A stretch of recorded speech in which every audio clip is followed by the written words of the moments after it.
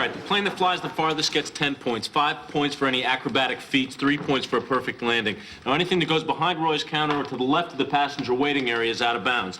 In the event of a tie, we'll have a fly-off. You are sucking the fun out of this game. This is a game? I thought I'd died and gone to the boring part of hell. All right, okay, fine. Let's just go. I'll go first. What we got here? Ready? Here we go. Oh, hold it. Do-over. Get out of do-over. What are you talking about, do-over? Yeah, no, well, normally there wouldn't be a do-over, but you didn't let me get to that rule, so it's not bad. Do-over. No, forget it. My turn. Go ahead.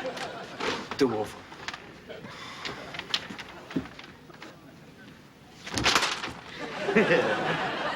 It's a do-over. No, do-over. Orville and Wilbur, no do-overs. It's my turn.